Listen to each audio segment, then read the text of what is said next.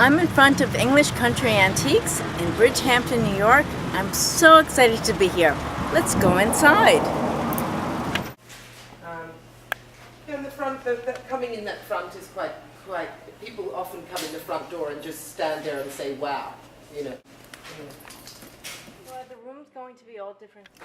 Here I am at English Country Antiques, sitting on a couch with Zoe. Hello, Zoe. How are you? Hi, Victoria. Very well. Thank you for having me. Oh, you're welcome. This is so exciting. What makes English Country Antiques different than American Antiques? Is there a difference at all, or is it just the name that you came up with for the shop? When we talk about English Country Antiques, we're talking about pieces from the country home, from the farmhouse, from the vineyard, from the hay barn. We're not talking about pieces from the townhouse that are, veneered pieces in highly polished mahogany. We're not talking about pieces from Downton Abbey. Okay. We're talking about pieces a little bit more under the stairs. Okay.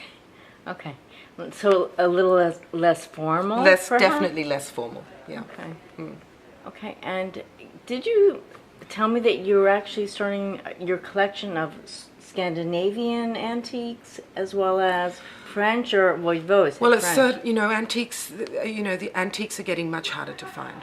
A, there are a lot more people looking for them, and B, we have to go much farther afield to find them. So now we're exploring France, we're exploring Sweden, and all those places had beautiful country pieces, country furniture. A lot of those painted. Sweden used a lot of painted furniture because they had wanted to bring the light, reflect the light off the furniture, so they painted a lot of their pieces in pale colors. So we have a lot of painted pieces now. Yeah. Very interesting. And it suits this lifestyle out here. Everybody's looking for that light, bright, breezy atmosphere in their homes. Can you tell me what the focus of the store is? The focus of English Country Antiques, that's a good question. I think what we try and focus on, what Chris and I try and focus on when we're buying the antiques and choosing the furniture, is to make it eclectic, make it somewhere that you can come and you can not only find a sofa for your sunroom, for your beach house, but you can also find something really unusual, something that shows your character, something that you love, something that maybe gives your home a little bit more individual character. A lot of stores have a lot of lines of furniture, a lot of beautiful furniture, but antiques give it that je ne sais quoi, that kind of... So you like to mix English antiques with a very contemporary stuff. Let's say an English antique couch with that's where design is going, I think. A lot of interior designers that come into us now are looking for classic, beautiful, contemporary line furniture, but then they juxtapose it with antiques. Because antiques have got the feeling of history, they've got the rusticness, or I don't like the word vintage, but they've got so much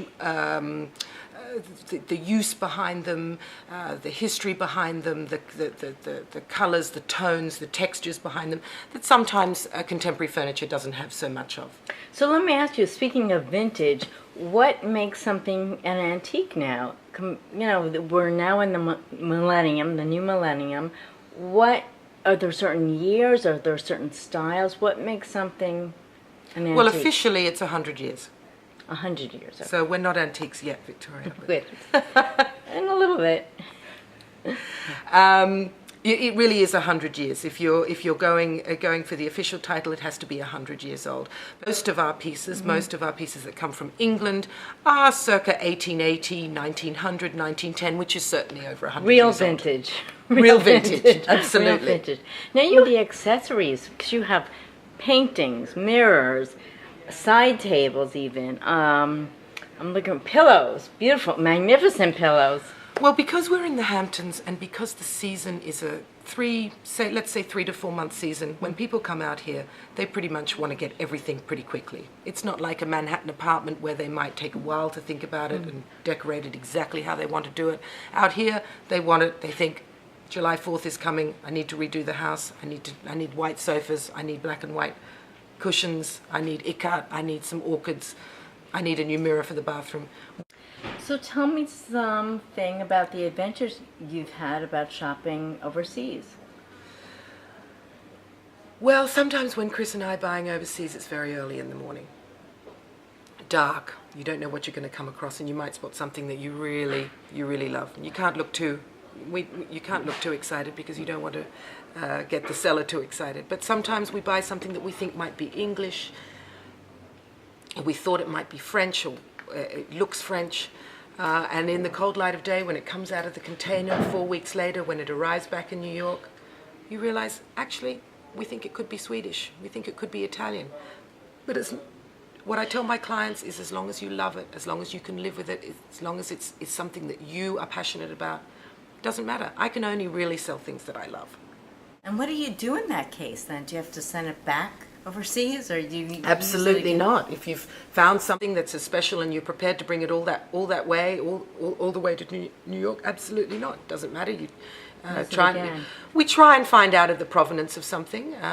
You know, you can do a little bit of research, whether it's on the internet or with auction catalogs. I try and do that to give my clients some knowledge about what they're buying. But really what it comes down to is, if you love it, if I love it, if I could live with it, or if I think that I know that it's something that could be really beautiful in somebody's home, that's the most important thing. It doesn't matter if it's an antique or a piece of art, a reproduction table. You have to love it to live with it. It's all about the passion. Well, thanks so much for joining us at All That Buzz. Oh, it's so hot and beautiful in Bridgehampton, but I need a drink. A healthy one. Hi. Hi, how are you? I am now standing in front of Juice Baby with a skinny green bitch. I love it.